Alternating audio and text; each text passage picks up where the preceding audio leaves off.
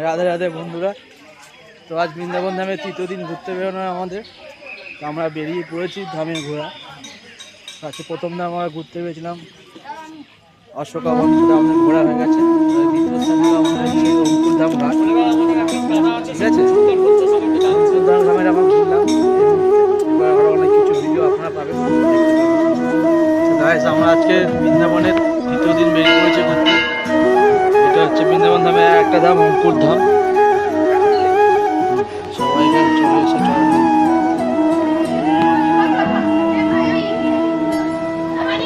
খুব সুন্দর জায়গা।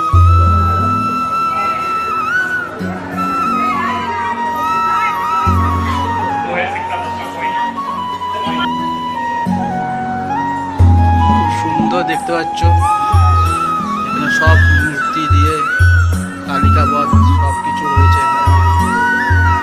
খুব সুন্দর সুন্দর এই মন্দিরটা রাজা অঙ্কুরধাম বলে ছিলেন, তিনি মন্দিরটা স্থাপন করেছেন। এখানে দেখা যাচ্ছে যে বাল্য বয়সে প্রথম পর্বত হাতে নিয়ে চলেছে, এই সখীদের সঙ্গে সময় করা যায়। এই রথে করে আগে ঘুরতেন তিনি। পুষ্পেন্দু বাটিক, এটা অঙ্কুরধামের আর একটা অংশ, যেখানে আমরা এখন বাটিকার মধ্যে প্রবেশ করছি। অসংখ্য লোক এসেছে, দেখা যাচ্ছে আশেপাশে বিভিন্ন কলা গাছ। দুই রাজা দৌড়ে দৌড়ে আসছে। এই সেই অঙ্কুরধামের ঘাট, এখানে আগে যমুনা নদী থাকতো, সেই যুগে কৃষ্ণ বলছে শুকিয়ে বন্ধ হয়ে গেছে। এই ঘাটের জন্য এখানে নাম হচ্ছে অঙ্কুরধাম ঘাট। রাধে রাধে।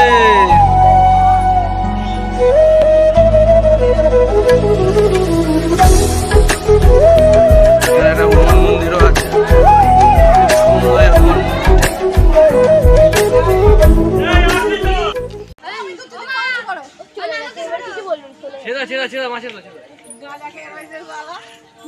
বাংলায় এমন মদন দেব বাংলায়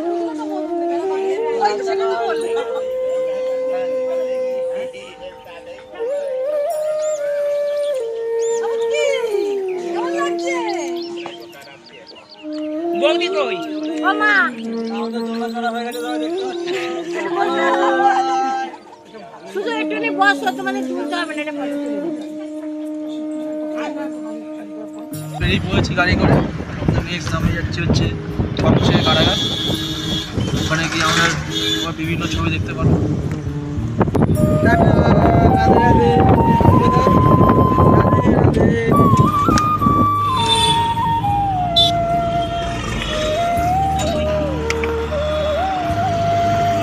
গাইস, কংসের কারাগারের পরে এবার আমরা প্রথমে এসেছি যে ধামের নাম শিব ধূপ নারায়ণ মন্দির। কংসের কারাগার ভিডিওটা দিতে পারিনি, কারণ ভেতরে মোবাইল অ্যালাউ ছিল না, খুব খারাপ লাগছে আমার। চেষ্টা করবো পরে যতগুলো ধাম ঘুরতে যাবো সেখানকার ভিডিও দেওয়ার জন্য। তোমার সব পাশে দেখো, লাইক করো, শেয়ার করো, কমেন্ট করো। এসএসি ধূপ নারায়ণ মন্দির দেখতে পাচ্ছ, এখানে অনেক ভক্তরা এসছে, সবাই ঘুরতে যাচ্ছে। এই সেই মন্দির, ঠিক আছে। সবাই এখানে দর্শন করছে মন্দির ঢুকে ঢুকে। সেই জায়গায় মন্দির দেখতে পাচ্ছ, সুন্দর জায়গা। হনুমানজি মন্দির আছে, শ্রীকৃষ্ণ ভগবান রাধা রানী আছে, হ্যাঁ নারদ মুনি আছে, যে গুরুকে দীক্ষা দিয়েছিল। দেখা যাচ্ছে সবাই এখন দোলনা চড়ছে দূরে। তা আমাদের আরোহী এখন জেদ করেছে দোলনা চড়তে যাবে, তার সঙ্গে আরোহী মায়ও জেদ করেছে, দুজন মিলে দৌড়াচ্ছে এখন দোলনা চড়তে যাবে। তার সঙ্গে আমারও ইচ্ছা আছে দোলনা চড়ার, একটু যাই দোলনা চড়া দিদিদের সাথে।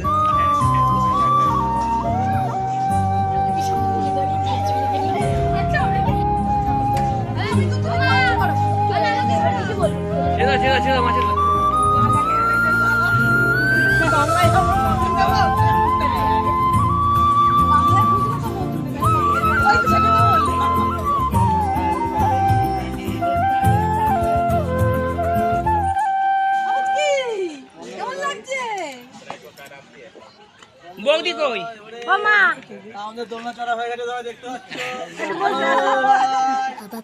শুধু একটুখানি বসো, তোমাদের তুলতে হবে না,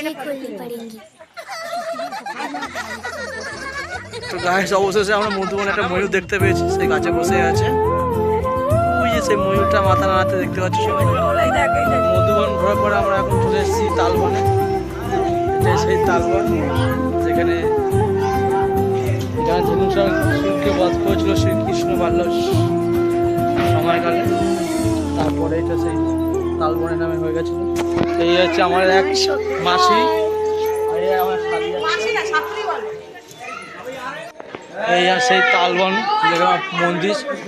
তো আমরা এখানে প্রবেশ করেছি এই মুহূর্তে। এখন মন্দিরের কাজ চালু হয়েছে, দেখা যাচ্ছে।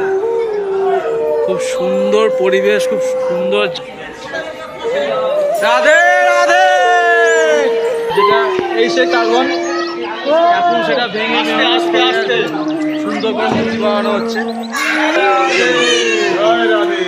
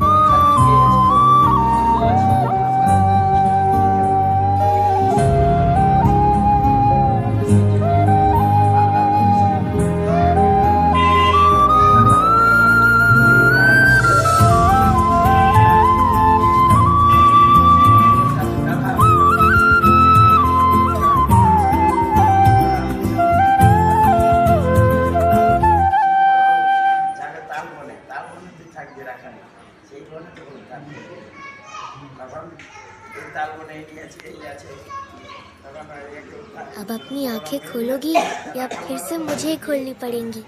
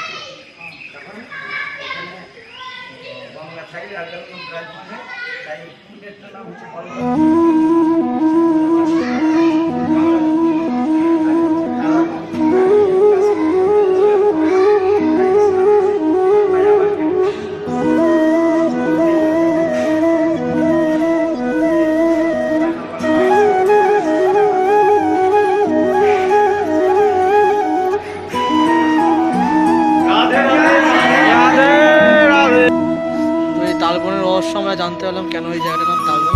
তো এই মুহূর্তে এখানে কিছু তাল গাছ দেখতে পাচ্ছি আমরা। আর এই যে জল দেখতে পাচ্ছি এটা একসময় গঙ্গা ছিল। সেটা অবশ্যই জানিছি আমার কেন গঙ্গা ছিল, কি কারণে ছিল। আচ্ছা এই মন্দিরটা করেছে এই তালবনে এই রাধাকৃষ্ণের ছিল না, এই মূর্তিটা ছিল আগে এই জায়গাটা এখন কাজ হচ্ছে, মেরামত হচ্ছে বলে ঠাকুরটা চেঞ্জ করা হয়। আবার আসা যায় তো এখানে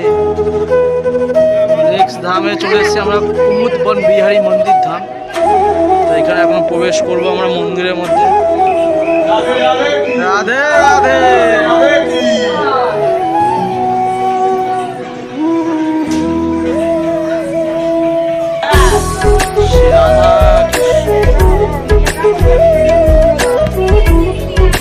কপিল ভগবানের মন্দির, গঙ্গাসাগর তীর্থ মধ্যে এটা একটা পড়ে। লোকজন থেকে জল ভরেতে ভর্তি হয়ে গিয়ে হাতে জল কপিল বাবা এটা ছবি দেখতে পাচ্ছি।